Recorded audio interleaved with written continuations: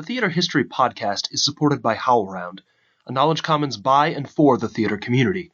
It's available on iTunes and howlround.com.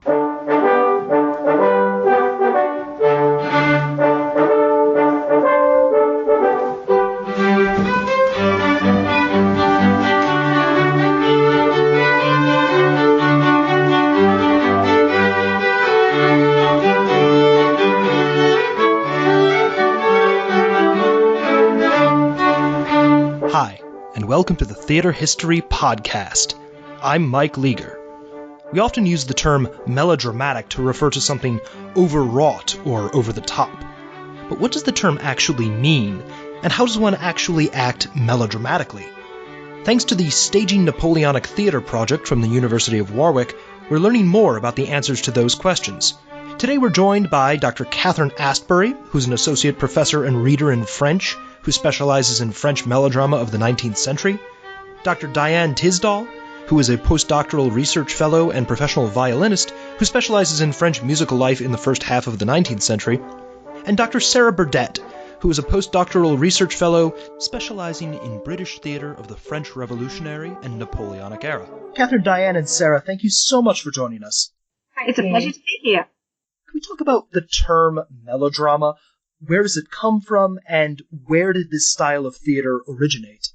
The term melodrama, in the sense that we're using it, belongs to a form of theatre that begins in the late 18th century, early 19th century. It's an acted, spoken form of theatre where music is an integral part of the performance and is used in between dialogue for shaping and structuring action or for externalizing emotion. If you ask a musicologist, you might get a slightly different answer. There's a lot of discussion around mid-18th century with people like Rousseau, who uses the term, with people like Bender in Germany, who use the term. But that's a much more lyrical form of melodrama.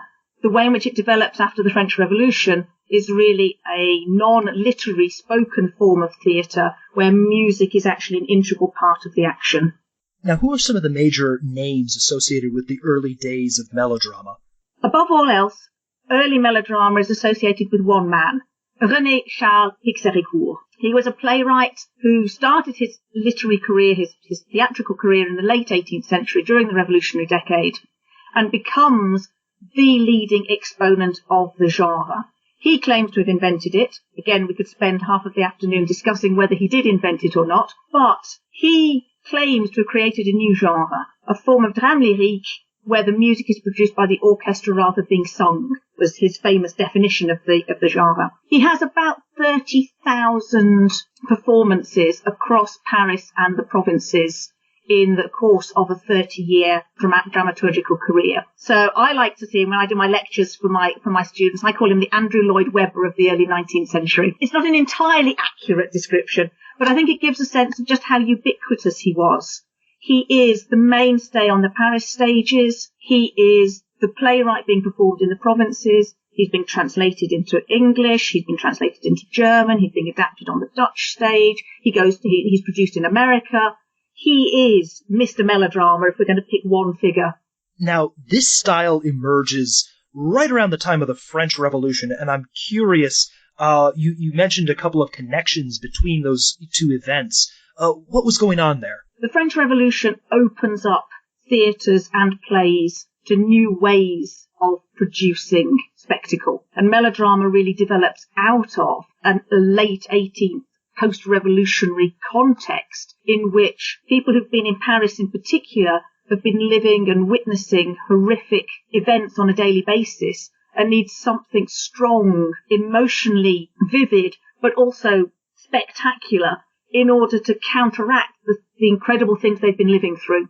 So we find that there's a real turn of theatre in the late 18th century, early 19th century. Some of Pixerècourt's own responses to the revolution feed their way into his plays. There's a very close link between his biography and the way in which he develops as a playwright. There's a very clear sense that he's using some of the most popular novels of the late 18th and early 19th century as a way to work through some of the trauma of the revolution, whereby a generation gap is usually resolved by the end of the play. Some form of stability or social hierarchy is reinstated at the end of the play. So I think there's a sense that this is a nobleman who went into exile but didn't really want to be an émigré, who returns to France, who tries to work with the revolution and come out to the other side, into supporting Napoleon initially before moving away from him. I think we see melodrama as very profoundly rooted in its political and social context. Now, music seems to be this really important element of melodrama. I mean, it's right there in the name of the style itself. Could you tell us more about how music worked in these plays and what it might have sounded like? Yes. Hello, I'm Diane, and I'm going to take these two questions. Music is a really important element of melodrama. As Kate touched upon earlier, it marks the entrances and exits of characters, punctuates or underscores dialogue, accompanies gesture or movement such as dance and fight scenes. The music may also shift the mood of the scene by moving from major, bright and cheerful, to minor, mournful, more tragic. You'll also find an overture, an instrumental introduction to the play, ends of acts with curtain fall, beginnings of acts with curtain rise, structural markers, so within the play. It's also common to find a song or two within the play, either an air or romance, usually something that would have been well known at the time. A crucial point to note is that it's rare for text to be spoken over music. If this does happen, it's usually noted in the script or the violin conductor's part.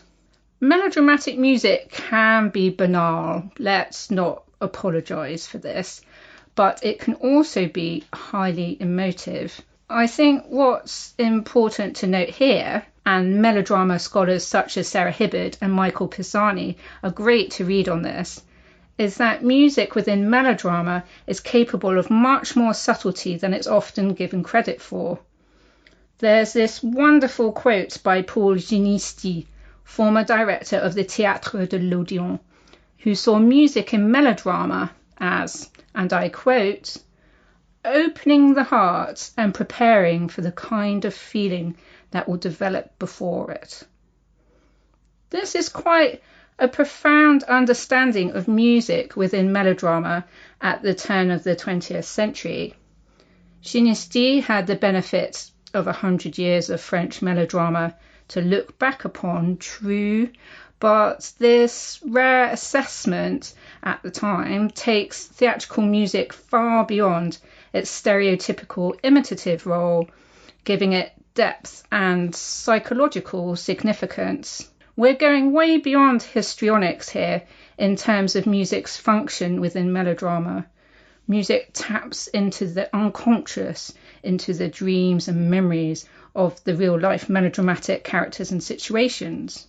As we, the staging Napoleonic theatre team, have moved through our project, workshopping, rehearsing and performing melodramas, we have certainly been exploring this idea of how music acts upon the unconscious, the unconscious of the actor, of the musician, the audience. I'll move towards some more practical examples now. Over the course of this project, I've looked at a group of Pixerècourt's early 19th century melodramas from 1802 to 1809, including La Femme de Marie, the woman with two husbands, Robinson Crusoe, L'Ange Tutélaire, guardian angel, La Citerne, the reservoir, and of course La Forteresse du Danube, the fortress on the Danube, which we're going to perform in August. There's a big hurdle to overcome, though, in putting together thoughts on the role of music within French melodrama, because no orchestral or piano scores were created. There are only the individual orchestral parts in manuscript form. It's not like London at all. Sarah might talk about that a bit later, because in London they were printing the songs, printing the piano parts for people to buy and play at home. I've now transcribed the fortress for our performance with music notation software, and you can access selected scores via the Garnier editions of Pixerècourt's melodramas, but the more of this we can do, the easier it's going to be to get a more immediate and clearer picture of what's going on with music in French melodrama. Anyway, from my work so far in the average 3-act play, there seems to be around 50 musical excerpts. These can be very short, so sometimes just one shot chord. I'm going to play some examples in a bit. You might have a piece of music that feels left open, like an unfinished sentence, a marker that more action is to follow. Conversely, you might also have something that feels closed or final. You might also get a series of pieces briefly separated by dialogue and action, so they're seen as a suite of music that follows one after the other, an enchaînement. To talk about composers briefly, the main composers we associate with Pixerècourt are Gérardin Lacour and Louis-Alexandre Puccini. Authorship of this music, unless directly acknowledged, however, is difficult to pinpoint. It was common, we believe, for the lead violinist, who also directed the orchestra, to write the music. But as I've described, there are many common musical devices swirling around in melodrama that could be borrowed from anywhere. When we've been playing the forteresse in workshops, for example, we've noticed some melodies which sound like they were popular folk tunes, but how can we say if it's original or something known to audiences at the time but now forgotten? That's definitely something that's work in progress for us. Summing up, you can see some elements of codification still in 19th century practice. Each musical excerpt is numbered and titled with a text cue. Also, there's a single individual playing from the violin conductor part, which sometimes contained cues for other instruments. This became the standard method for leading a theatre orchestra, and in the early 19th century, theatre orchestras were made up of a string section, so 2 violin parts, viola, cello, and double bass. They then, depending on the theatre's size and financial situation, contained flute, oboe, clarinet, bassoon, French horn, trombone, and percussion players. The Parisian orchestras could certainly afford to pay and had access to all these players. The provincial orchestras, though, maybe had 2 horns or a flute and 2 horns. They were definitely on a smaller scale. So we'll see what some of this music sounded like now.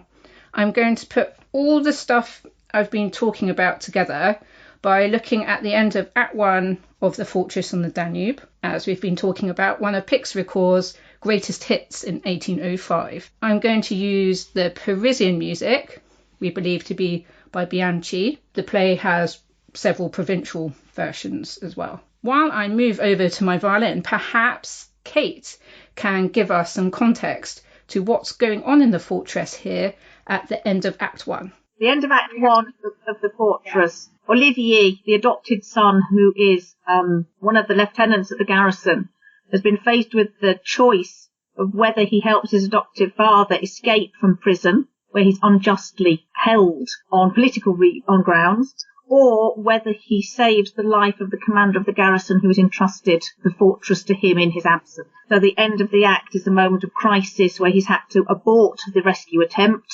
and re-imprison his father, who now thinks he's a traitor. So he's left with this moral dilemma at the end of the act. He's got to find a way to show them that he'd been acting in their best interests, but could not betray the second father figure, who is the commander of the garrison. So the act ends on a moral crisis. Fantastic. Thank you, Kate. The first musical cue in this section is where the commander of the garrison, Val Brown, leaves Olivier in charge of the garrison, and Olivier starts to encounter these conflicting feelings of duty. Val Brown says, "Adieu, Olivier." So the music starts with this bustling idea when Val Brown is leaving.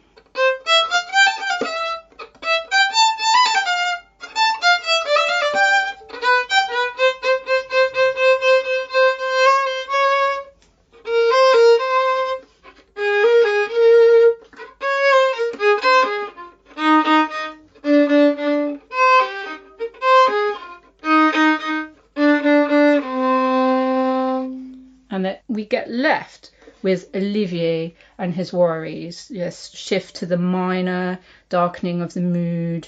The music descends, so you can hear that.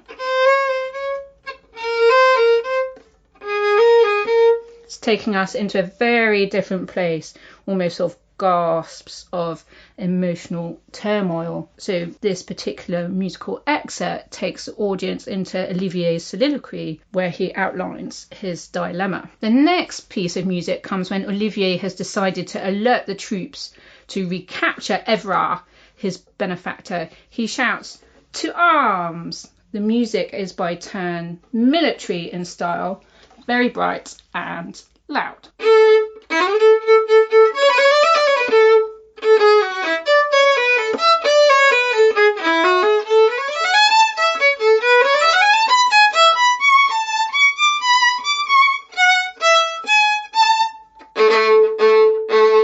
Once the soldiers have been assembled and told of the situation, Philippe, one of the senior soldiers, orders them, "You, follow me." This music is a classic example of action music, fast, loud, ascending music with cross rhythms and a firm finish.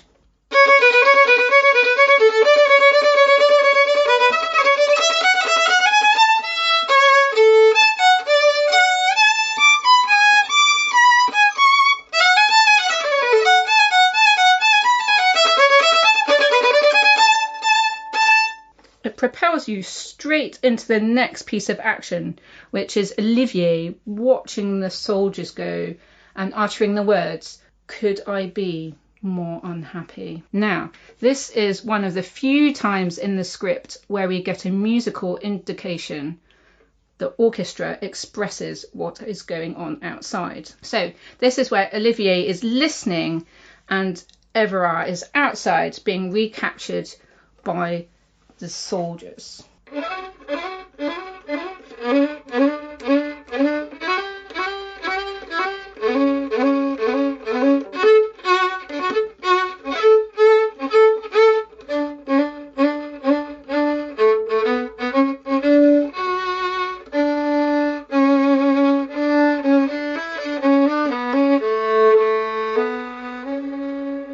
What's really interesting about this musical excerpt is the repeated figure, almost acting as an agitated heartbeat. Very quiet but intense energy in that repetition. Then you get these shock moments, which could possibly be interpreted as the recapture of Évrard. The last very interesting thing is that the music doesn't quite finish. So if I just play that bit again,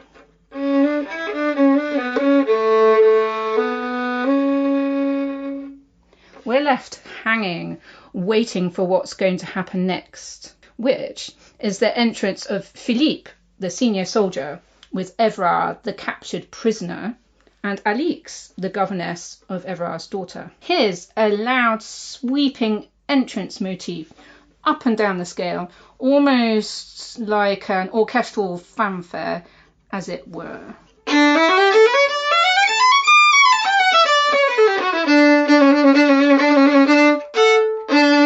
After a brief speech by Philippe, Évrard is led off, and you get this fantastic music to play out the following stage direction. Évrard is taken away. Passing close to Olivier, Évrard throws him a look which shows all the contempt which he feels for him. I'm going to leave you to imagine that scenario of betrayal now.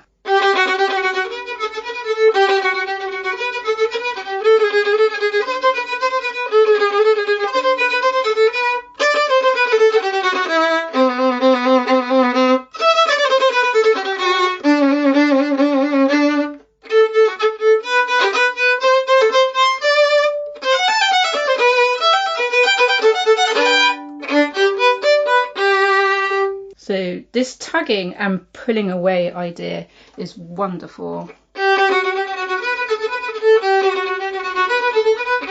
This idea of conflict and misery is very effective. The last piece of music I wanted to share is an enchaînement, or suite of pieces, as I described earlier. We have the mother figure, Alix, telling Olivier that he's the vilest of traitors before she exits to some music. But that doesn't quite finish, as Olivier, left alone, vows he will find a way to see justice is served. Then we have the closing music to the act. So here's Alix's exit music, a minor, insistent, rising figure.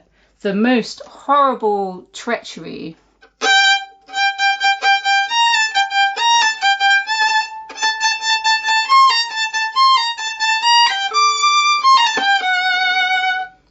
So it doesn't quite finish. Here's Olivier. I will find a way to force them to do me justice.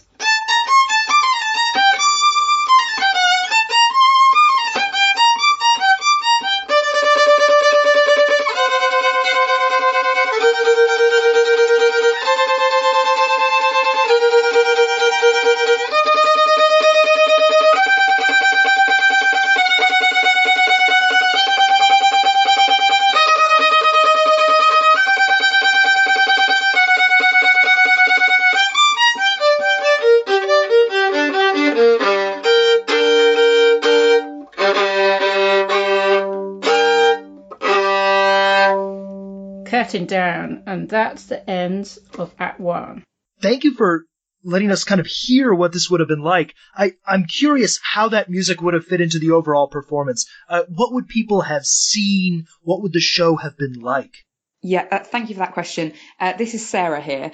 The question of sight is a really important one when speaking about 19th century melodrama, as the genre is renowned for its spectacular extravagance. Melodrama can be defined very much as a multi-sensorial genre in that it appeals to both the eyes and the ears. So while, as Diane has just demonstrated, melodramatic performances were incredibly oral, they were also remarkably visual, and I will focus mostly on examples of British melodrama in order to demonstrate this.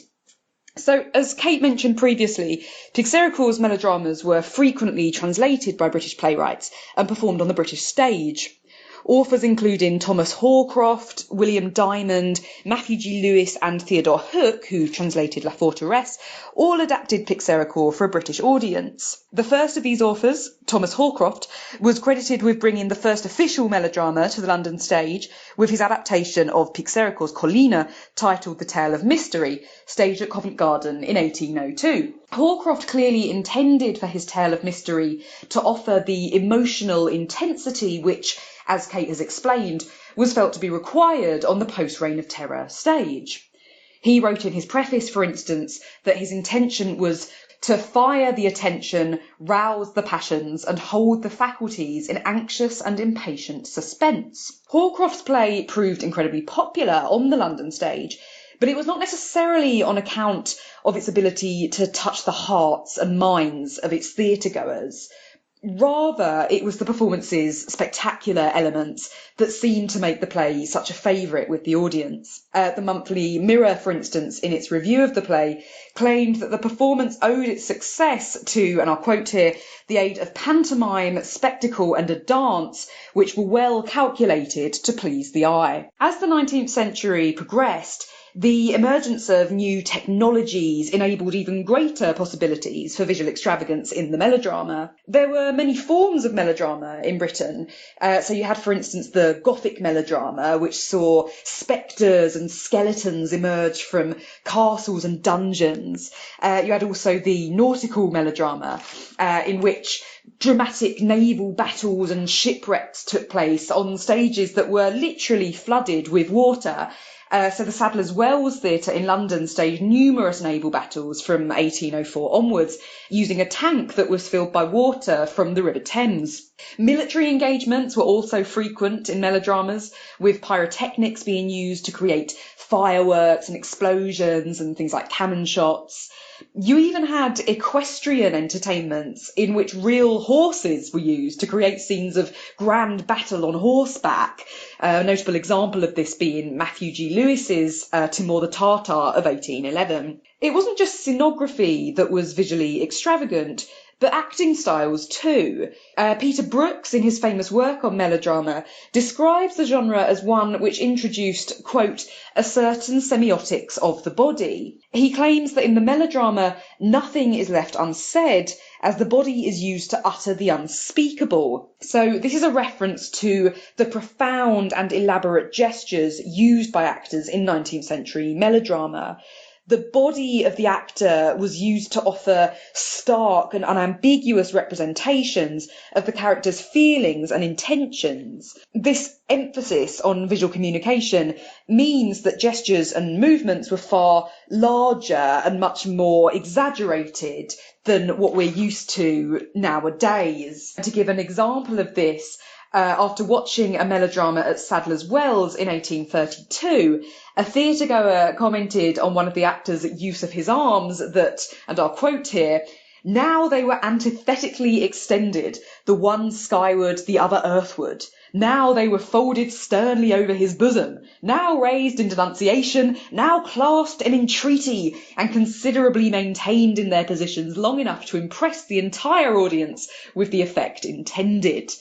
So as you can see from that example, it was very much both stage effect but also acting style that made the melodrama such a spectacular genre. The melodrama's spectacular extravagance, while incredibly popular with British audiences, was something that came to be heavily criticised in Britain. You find a lot of complaints from theatre commentators who felt that the stage was giving itself over to audience demand and prioritising cheap and meaningless thrills over far more worthy and morally instructive plays. This forms part of a strong backlash against the melodrama and harking back to the pure and legitimate dramatic genres that had been forced to make way for this supposedly undeserving usurper. But these criticisms aside, the melodrama, by combining spectacle with the powerful music that Diane has just introduced to us, made for a thoroughly exhilarating theatrical experience. Now, melodrama wasn't just being performed in professional theatres. I gather you've all done some work on a play performed by French prisoners of war in Britain? That's right. So I'm going to start off with a little bit of the context, and then Diane and Sarah will come in to fill in some more information about it. So during the Napoleonic Wars, British forces captured or rescued, depending on your point of view, a number of French prisoners of war from the Spanish. So we have a group of prisoners who in 1807 were captured at the Battle of Bailen in the middle of the Peninsular War. They were first held at Cadiz. They were then sent to a desert island called Cabrera, and then eventually shipped to Portchester Castle on the south coast of England, housed essentially in an old Norman keep.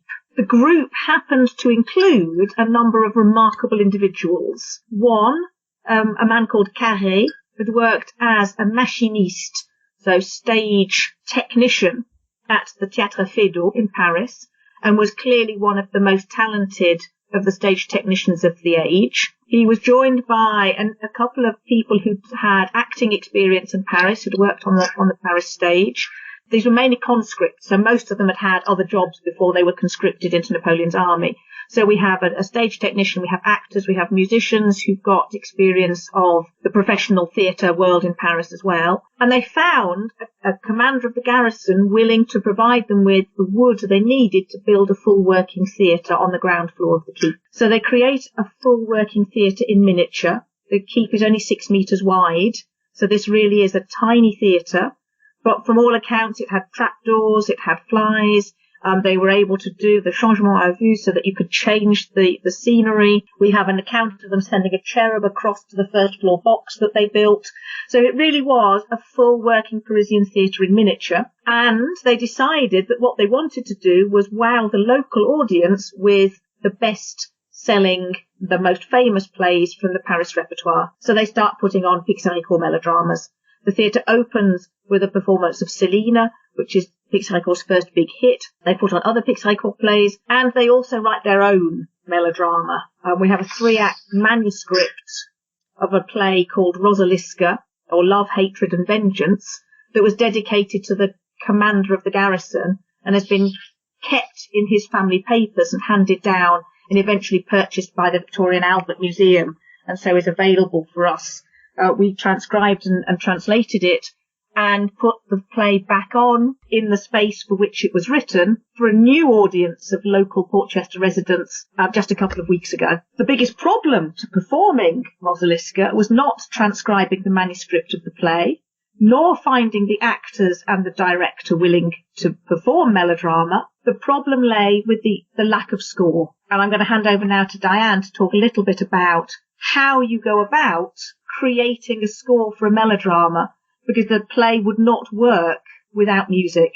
Yes, absolutely, Kate. Thank you. Yes, this was quite an incredible experience. So Kate and I sat down with the text to the play Roseliska, written by amateur playwrights. It was clear fairly quickly that this wasn't a text written by an experienced playwright such as Pixerècourt, who was very interested in how the music interacted with his text. Here, we were presented with a text with very little indication of where any music could be inserted.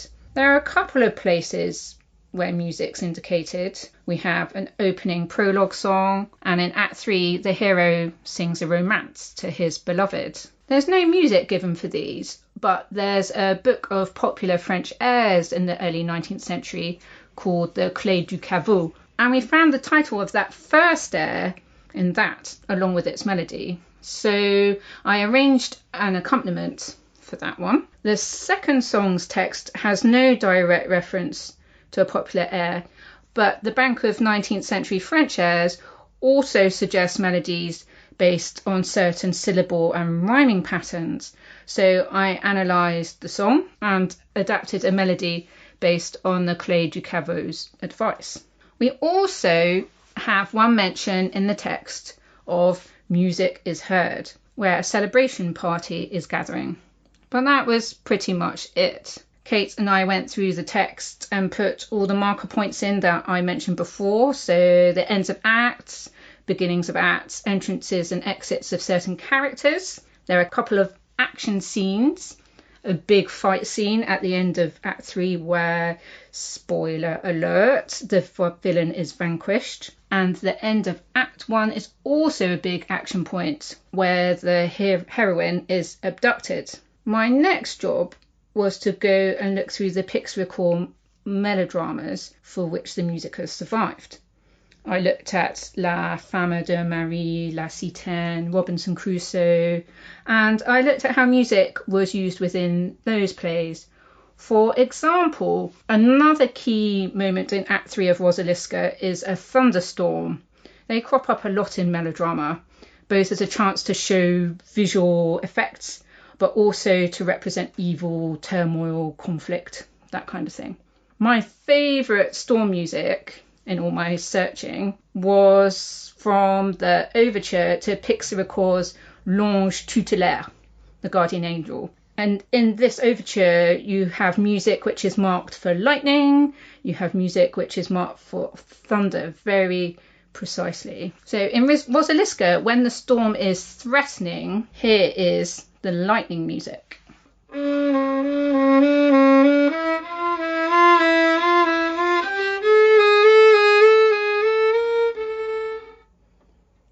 And when the storm is at its height, the thunder music.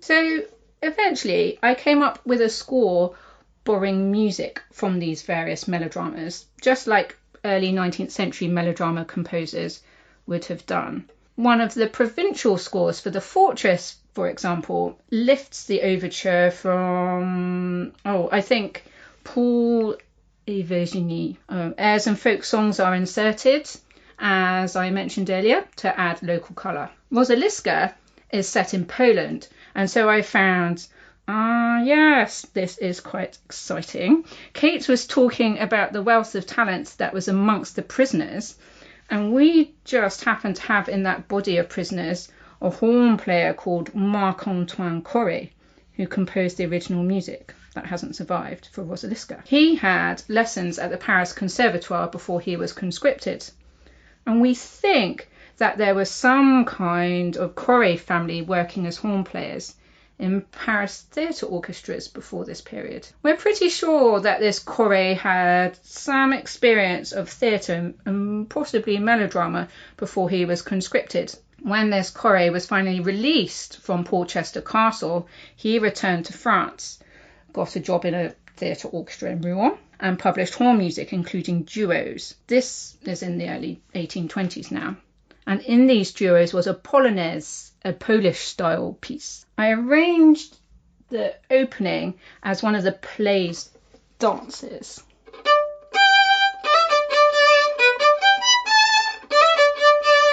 And the middle minor section seemed perfect as the Polish villain's music.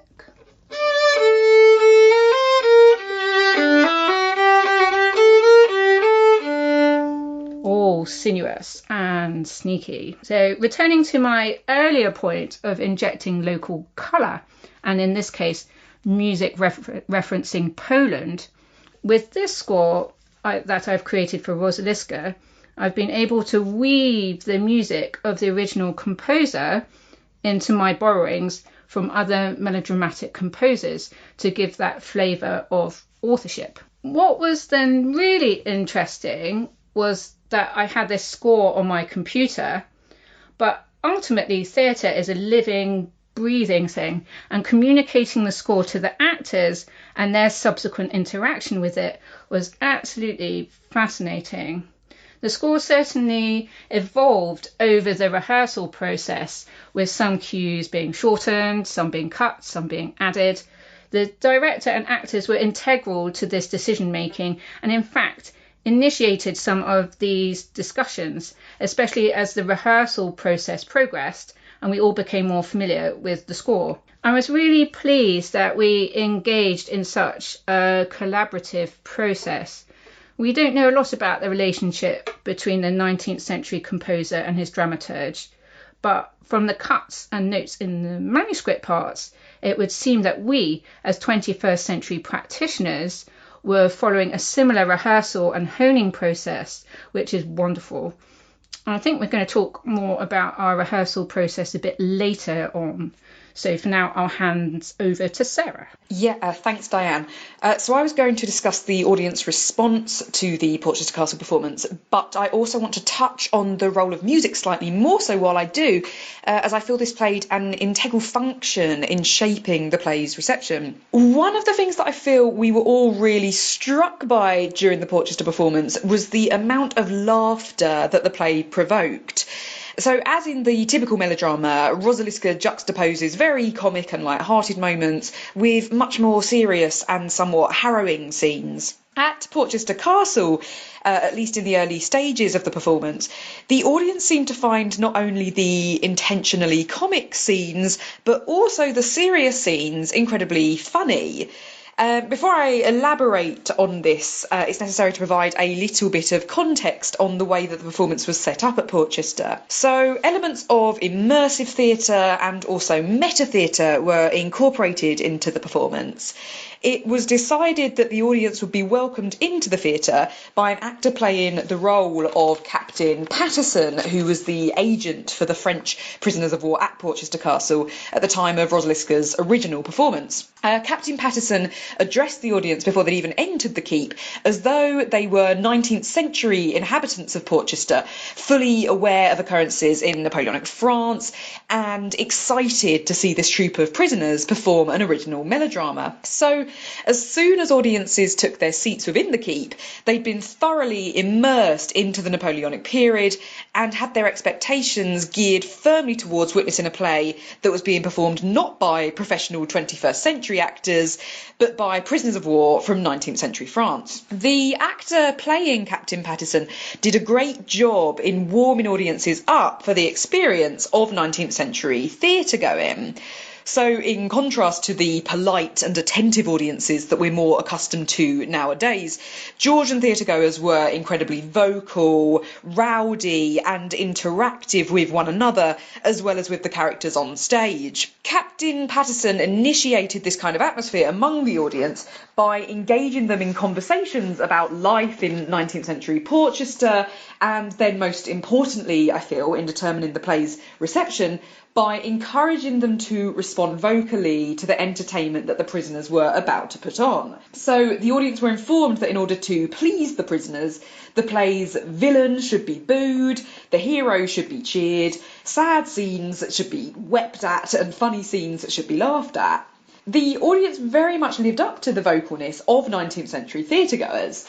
In the opening scene, which is a comic dialogue between Volko and his female love interest, Fresca, who in the Portchester performance, as in the original, is played by a male actor, which of course enhances the scene's humour, the audience were not at all shy in showing how amusing they considered the scene to be. There was literally hearty laughter from more or less every spectator in the keep. This laughter was repeated, however, even during more serious moments in the early part of the play. There was one monologue in particular spoken by the play's villain, Polovitz, that during rehearsals I'd found to be incredibly moving and thought-provoking. Yet when this monologue was delivered at Portchester Castle, the audience responded with laughter. The same can be said of the scene in which the heroine is threatened by Polovitz.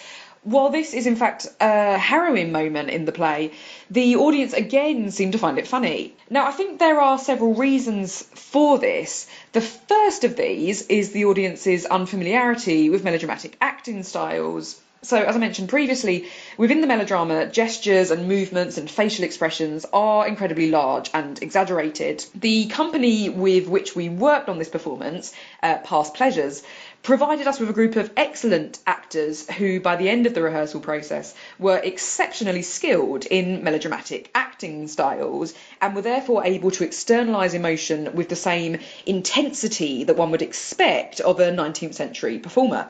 21st century audiences, however, are not at all used to this level of intensity and therefore, I feel, weren't entirely sure of how they ought to respond to it. This certainly is the message communicated to us in the audience feedback forms that we collected at the end of the night.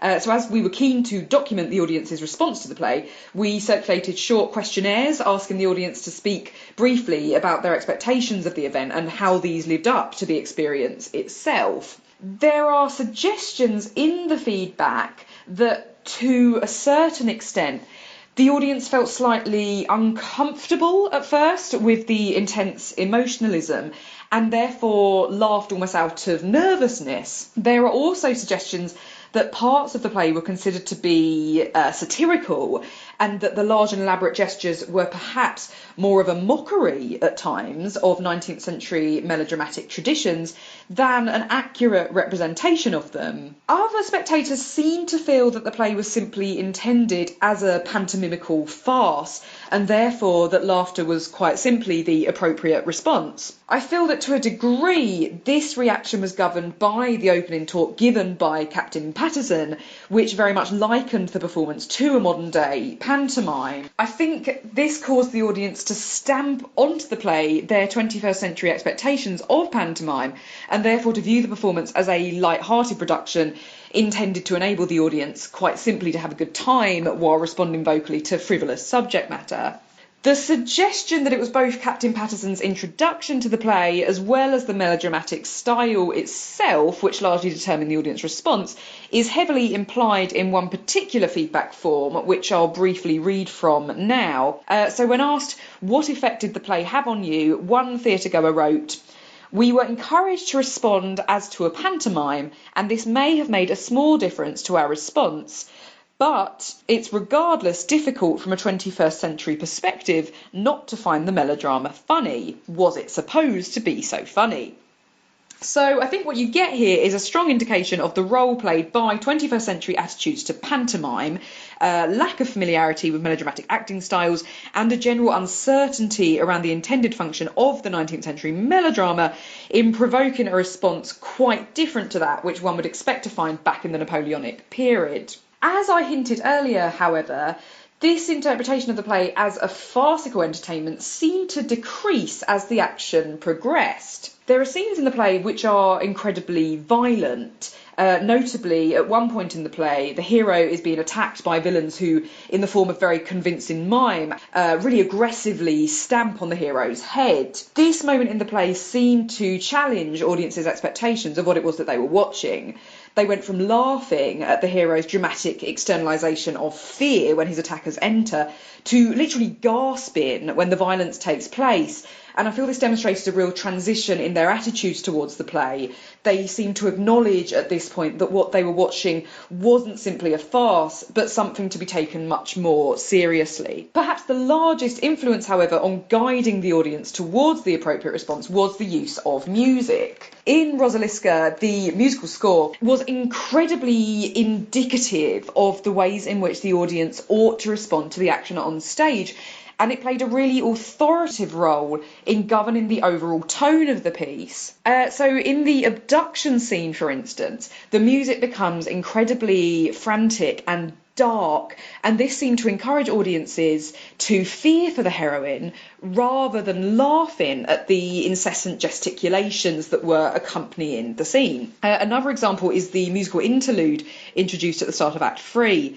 The music at this point is so full of anticipation that it actually managed to silence the audiences from the initial conversation that they had been having. So during the short interval at the end of Act 2, the audience were engaged in quite jocular conversation with one another, again prompted by Captain Patterson. But the music used to initiate Act 3 is so full of suspense that as soon as it began, the audience immediately became fully attentive and seemed to eagerly await the forthcoming action, with a degree of seriousness that they had previously lacked. I'm so glad that you brought that up, Sarah, because I think what you're saying is fantastic. As I was saying earlier, you've got this quite formulaic musical element to melodrama, where you have your hero theme, usually with martial overtones, which is quite interesting in itself. Hooray for the hero. And then you have the villain theme.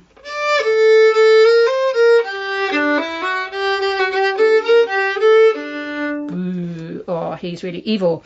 And then there's the other kind of action formula Sarah was talking about, the abduction scene. But here, as Sarah was saying, the music takes quite a black and white scenario and moves the audience somewhere more sinister. So it starts in a fairly traditionally dramatic way. So yes, but then it kind of builds, and you get the stamping on the hero bit.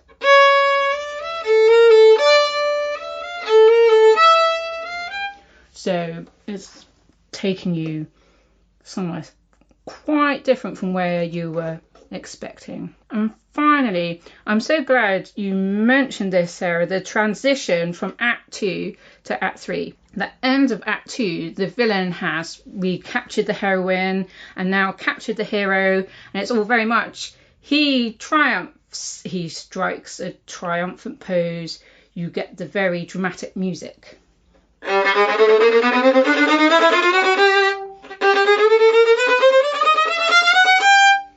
So far, typical baddie stuff. I mean, the end of the act goes like this.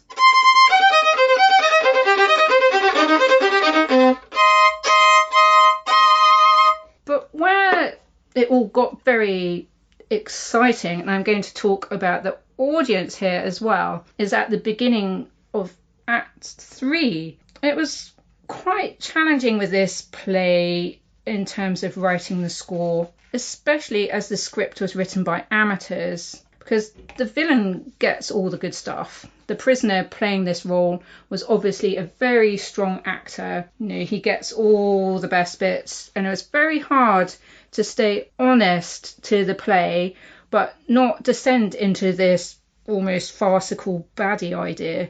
So I was really pleased to find some music for the beginning of Act 3, which is where the villain enters having captured everyone. He's in his castle reflecting on what he's going to do next. I really wanted to nuance to show how melodramatic music could be more subtle. I found this music from La Citerne, the Reservoir, a Pixerècourt play with music by Puccini. And this play involves scenes underground in caverns.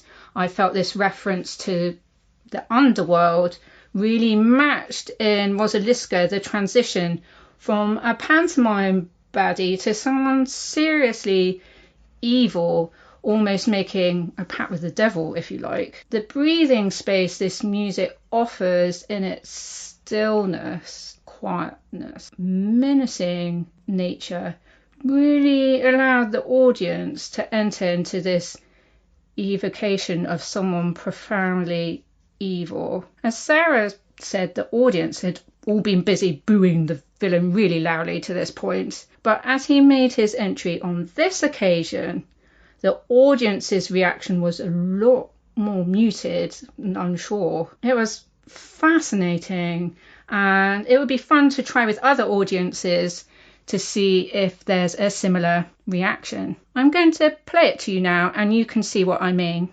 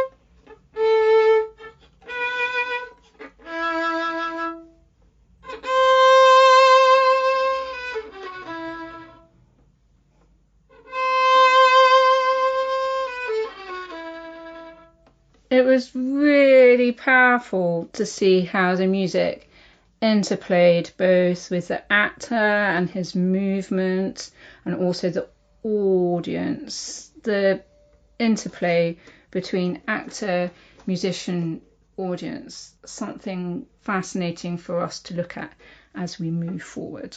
I think just one final note that we should give while talking about audience response is how thrilled we were by how optimistic the response was. So, I mean, these feedback forms are a real pleasure for us to read, actually, because it seems, despite this kind of perhaps query over how audiences are meant to be responding, that didn't hinder their enjoyment of the play. And if anything, I think they found it intriguing to experience this new form and experience the varied emotions that they did while watching it. And one of the best moments I thought during the play was where we realised the audience were fully on board and fully behaving like a 19th century melodrama audience when the hero discovers that it must have been the villain who's kidnapped Roseliska. So he says, "Oh, perhaps it was Polovitz who has kidnapped Roseliska," and the audience go, "Yes, it was," and so that was really nice. That's the exact sort of interaction that we wanted, and they cheered every time that the hero entered, and they booed, like Diane said, when Polovitz entered, and then there was a lovely moment later when the hero Stanislas he sings a love epistle to Roseliska, and at the end of his love epistle, the audience sort of all went, "Ah," and it was just lovely, and it was exactly how we hoped they would respond and how we wanted them to respond. So in that sense, we were overjoyed with the response and the interactiveness that the audience provided. A related point to that is that the hero manages to escape. He's imprisoned by the baddie and then manages to escape. The loudest cheer of the night was for the escape from the castle. And in the context of this being prisoner of war theatre, it sent a chill down your spine to think if a modern 21st century audience could react to the escape scene like that, what would the prisoners watching the play have thought? And all the more so that in rehearsals we realised that because it's a stone keep, the sound carries up. There were prisoners above the theatre, on the floors above, potentially able to listen to the play without seeing it. It's an area for research that we still need to do some work on, but this is possibly the first ever radio play written for prisoners above to follow a plot about family remaining true to soldiers who are away at war and being able to escape from prison. It's an incredibly, potentially incendiary play. We know it was performed in November 1810. We have no record of it being performed more than once, but that's because the records come to an end in January 1811 when the Admiralty Board step in and stop performances to the local public. Is that because they were too dangerous? Is it because they were a threat to the commercial theatres of the Portsmouth area? We've yet to tease out the exact reasons why the local public has stopped from attending what they're all, by all accounts, a level of performance that was exceptional for the period. In January 1811, the Hampshire Telegraph and Sussex Chronicle reported that the French prisoners had fitted up a theatre in the castle that they had decorated in a style far surpassing anything of the kind that could possibly be expected. It is no exaggeration of their merit to say that the pantomimes which they have brought forward are not excelled by those performed in London. So we're left with this intriguing possibility that it's either the plays they're writing for themselves are too dangerous, or that they're a threat to the existing theatres of the area. And at some point we will get to the bottom of which of those two possible reasons for theatre to public performance. From January 1811 onwards, the prisoners only performed for themselves, and therefore there are no playbills left in the Victorian Albert for us to be able to trace the exact repertoire. We're on to guesswork at that point. Now, speaking of looking towards the future, I understand you have another performance coming up. I'm curious what that is and a little bit about what the process of preparing for that is like. Okay, we do. This time, having done an amateur play with professional actors, this time we're doing a community performance of a Pixerècourt play, The Fortress on the Danube from 1805. We've held a workshop for local residents who are interested in being in the play to come along, do the workshop, audition, and then we're doing the performance in a week. We've got a week of rehearsals, and it will be one of the concluding events of the Richmond Georgian Festival. It's a very different project in some ways and very similar in others. I think Sarah should explain to you a little bit more how we go about preparing amateur actors for melodrama. Yeah, so like Kate said, this is a really different challenge, and we've almost done things back to front because that we used a professional cast in the performance of Roseliska, which was originally performed by amateurs, and we're now using a community cast to perform a play that would have been performed by professionals. So we're interestingly playing with the dynamics there. What we found actually, so we did a workshop for the Fortress, which was combined with an audition where we cast all of our actors. We did that workshop back in June, mid-June, and we did another workshop at the end of June with some of the professional actors who went on to act in Roseliska. And one of the things that I actually found quite interesting was there was, at first, I mean, by the end of Roseliska, the performers were exceptionally skilled in melodramatic acting techniques. But at the beginning, there was a resistance from the professional actors to melodramatic gestures, facial expressions, movements that I didn't find to such a degree with the more amateur performers that came along to the workshop that we held at the Georgian Theatre Royal, Richmond, which is also where we're performing The Fortress in August. And so I think, because the professional actors are so used to sort of Stanislavski and naturalism and method acting, and it's almost a case of having to untrain yourself and uneducate yourself of acting techniques that you've been taught along the way in order to make melodrama and melodramatic techniques feel less odd and feel less strange.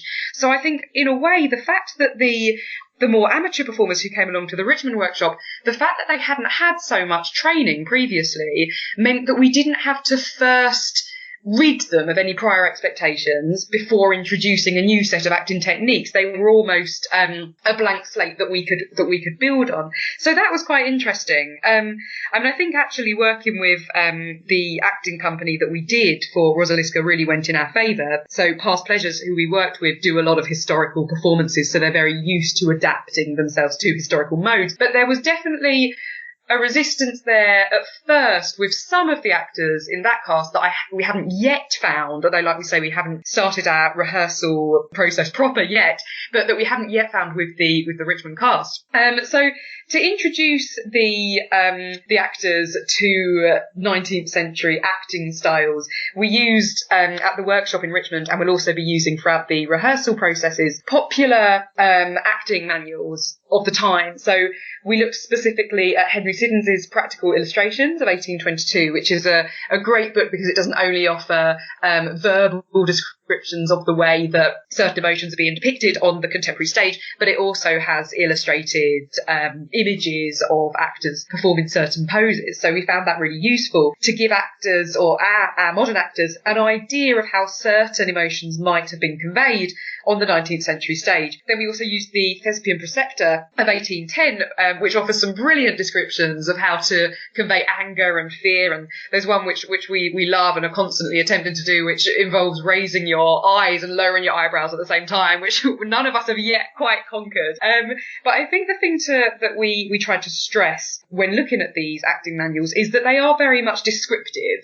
So it's not, this is how every single 19th century actor would have portrayed the emotion of fear. This is how every single actor would have portrayed grief. It's very much a descriptive account, often based on how particular performers might have at one time performed a certain role, or sometimes how the author of the acting manual feels that an emotion could perhaps be presented. It's not a one-size-fits-all by any means, but these are very informative insights into some of the ways in which emotions were being externalized on the 19th century stage. Looking at gestures to begin with, we felt was really important because the melodrama is all about saying a lot with the body. It's almost, the body becomes its own sort of sign system and almost surpasses words and dialogues in terms of its importance.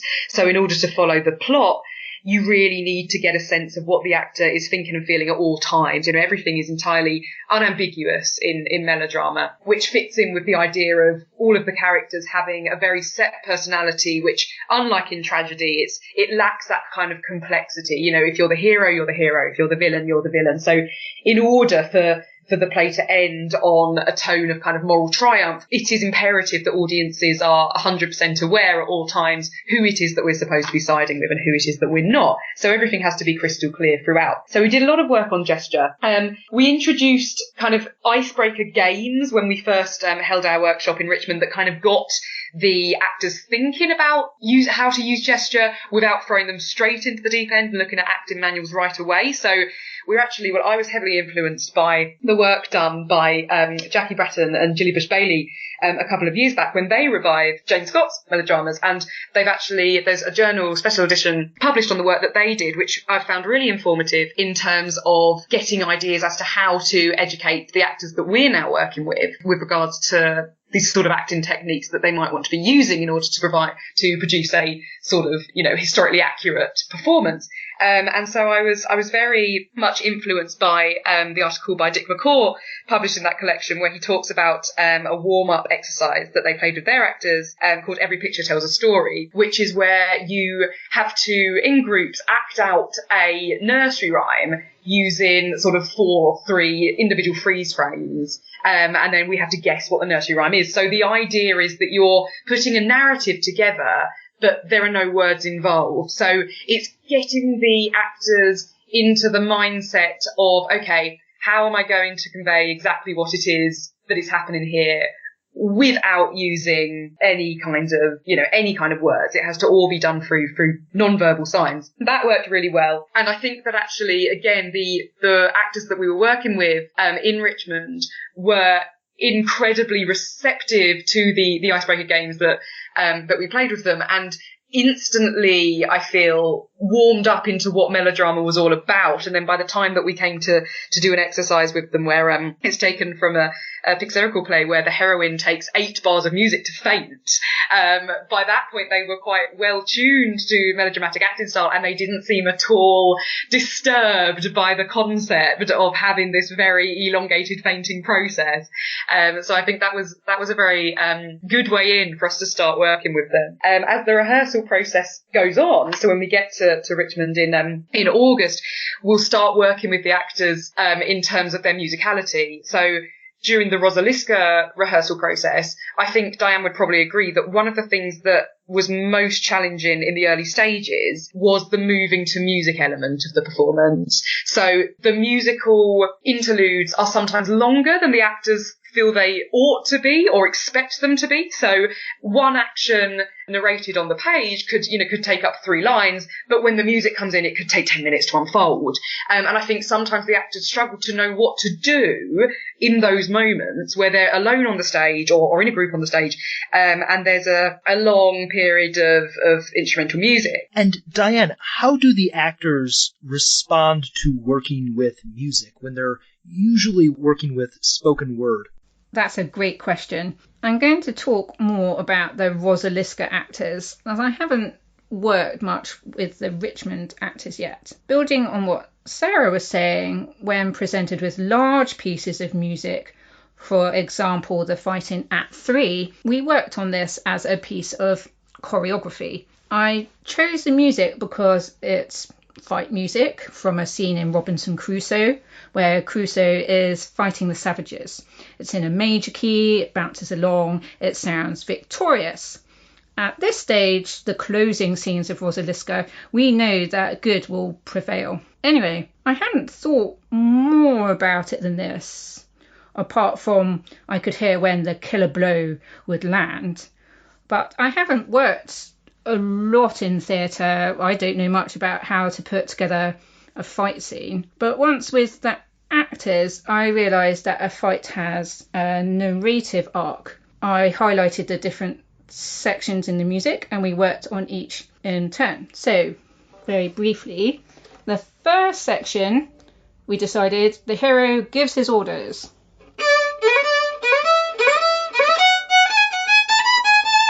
The second section, the followers get into position.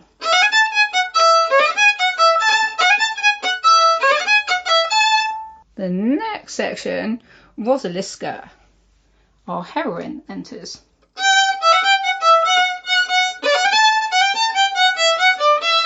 After Roseliska's entry, we have the baddies.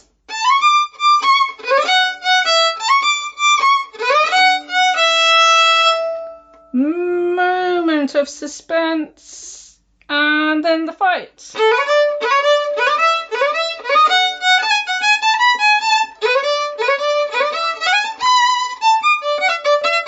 The killer blow.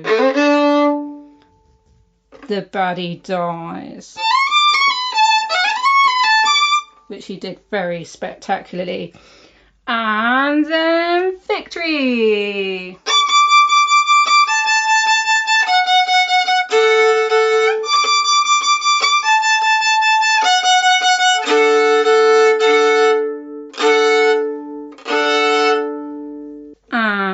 As a brief aside, the actors gave some very helpful insights in terms of movement, in this case, leaping into battle. So when I'm giving directions, I've now learned it's not just about when someone jumps, but the sound when they land. Which do I want when in terms of the all experience and interaction with the music? This process felt quite useful when there's lots of people on stage and they need to know what they're doing and when. Obviously, there's freedom within this structure, but some kind of structure is needed. What I found really fun to explore, and this is perhaps coming back to my earlier point of the subtlety that music and melodrama can possess, was when the actors had individual moments when they were interacting with the music. For example, the hero has moments of inner turmoil that are exteriorized. The villain also has these, and I think these moments when the villain exteriorizes his emotions really lift him from what you might consider a pantomime baddie to something more nuanced and sinister. What I felt was important was to give the music to the actors and see what they did with it. I know this doesn't sound that helpful in my role as musical director. I was there, as was the director, to guide and suggest, of course, but I felt that the process was more organic with this less prescriptive approach. It was important for the actors to have their own spin on this music, to inhabit it themselves. Some of the actors were also trained dancers, so this idea of embodiment was very powerful. They were saying that the music gave them more of a sense of structure than sometimes the directorial notes. As an aside, this offers up interesting avenues in terms of a 19th century melodrama actors training. Did they learn to dance and sing as well as act? What musical experience did they have? So, returning to these individual moments of interaction with the music, at the beginning of the final act of Roseliska, Act 3, when the villain comes on, the actor had a pretty good idea of what he was going to do, but he hadn't prescribed to himself what was going to happen. We'd had a discussion about what kind of tempo of movement, amount of movement, but that was it. And it was slightly different every time, but, as I've said before, theatre is a living, breathing thing. I played the violin in the rehearsals and performance. It was fun to interact with actors and play with their movement. So I would play, they'd be responding to my playing. I would in turn be responding to their movement. So there was this real kind of unspoken synergy, music, text, movement, all interacting as this whole, each part as important as the other. It made me realise how important it is to be doing this stuff, to be performing 19th century melodrama. This is a crucial way in improving our understanding of how it works, and thanks to the Arts and Humanities Research Council and their follow-on award for supporting us with this. None of what I've been talking about is immediately obvious from just reading the text or looking at the music. And I'd just like to say how grateful I am to Kate Howard, the director, and her past Pleasures actors for such a wonderful collaborative learning experience. And I can't wait to transfer what I've learnt with Roseliska to our Richmond project. I think part also of what makes the Richmond performance a unique challenge is that the director of the performance is a professional actress herself and professional director, but she's not historically focused. So her specialism is not in melodrama itself. And so I think it will be quite interesting having a director who's very used to working on contemporary performances direct a 19th century melodrama. And I think in a way it will really benefit the performance in terms of, you know, reviving a 19th century melodrama to be performed before a 21st century audience rather than creating, you know, a museum piece, which we don't want to do. I think that could potentially play into our hands, but I am intrigued to see how the director herself finds the experience of coming to terms with melodramatic acting styles. So there's lots to explore. I think as an academic experiment, it's going to be incredibly exciting.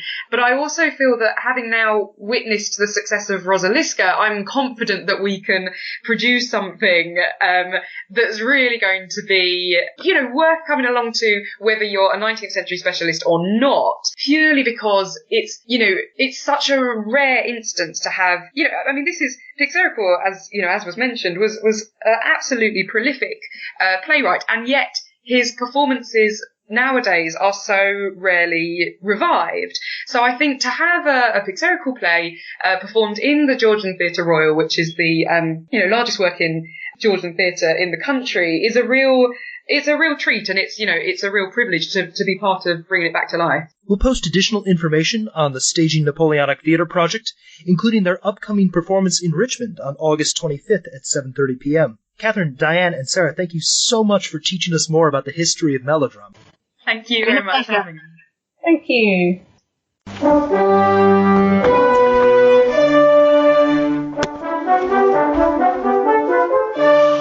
If you'd like to continue today's conversation, please visit howlround.com and follow HowlRound and @TheatreHistory on Twitter and Facebook.